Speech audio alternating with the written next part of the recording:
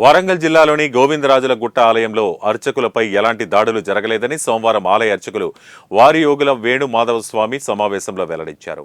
ఈ సందర్భంగా ఆలయ అర్చకులు మాట్లాడుతూ వారి యోగుల శ్రీనివాస స్వామి ప్రధాన అర్చకులు గతంలో అనేక అసభ్య పనులు చేస్తూ అర్చకులుగా కొనసాగుతున్నారని, ప్రధాన అర్చకులు శ్రీనివాస్ అయ్యగారు గుట్టపై రాజకీయం చేస్తున్నారని విమర్శించారు. ఎండోమెంట్ అధికారులు చొరవ తీసుకుని అర్చకులకు న్యాయం చేయాలని కోరారు. తీసుకోండి సార్, మంచిగా అనిపిస్తుంది ఫోటో. ఇది 19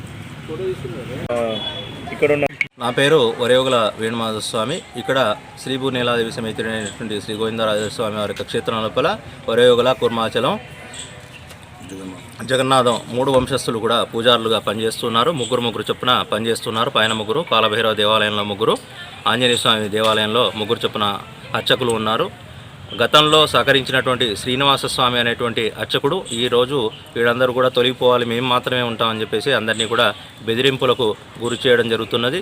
అయినప్పటికీ కూడా మేము బెదరకుండా ఇక్కడ అభివృద్ధి కార్యక్రమాలు, ఇక్కడ బోరింగ్ వేయించడం అయితేనేమి, గ్రిల్స్ ఏర్పాటు చేయడం అయితేనేమి, బీరువాలు ఏర్పాటు చేయడం అయితేనేమి, శాశ్వత ప్రాతిపదికన ఇవన్నీ కూడా కార్యక్రమాలు చేయడం జరుగుతున్నది. త్వరలో గోశాల ఏర్పాటు కూడా జరుగుతుంది, యజ్ఞశాల కూడా ఏర్పాటు జరుగుతున్నది.